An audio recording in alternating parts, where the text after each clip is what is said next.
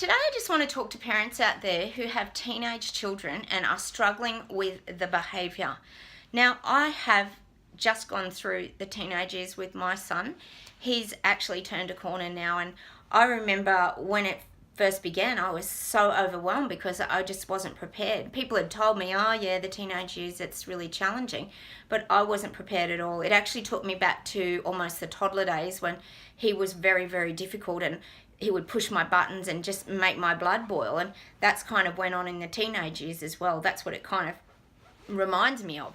So if you're a parent and you're going through this, you really need to know that it will actually end. My son has come out the other side and he has returned to me.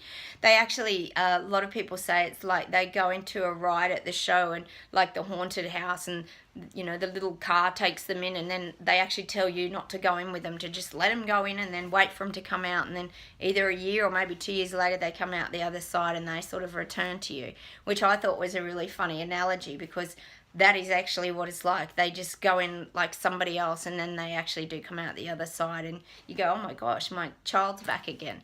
So yeah, if you're going through any of these things with your kids, you've also got to look at changing yourself, because these teenage kids are wanting us to treat them as adults, but they're not quite there yet. So we've also got to look at changing our behavior and the way that we're reacting and responding to them as well, because that will pull out a different side in them, and you'll see that they'll actually sort of give you a better response if you give them more responsibility and you praise them more and you sort of look at the more positive aspects of them, rather than just going, oh my gosh, you're just pushing my buttons and pushing the boundaries. Start to really look at the positive side in them and really help them and feed and empower them, because that's what they're really looking for. They're wanting to build up to become an adult. So yeah, well, hopefully this helps you a little bit today on how to deal with your difficult teenagers.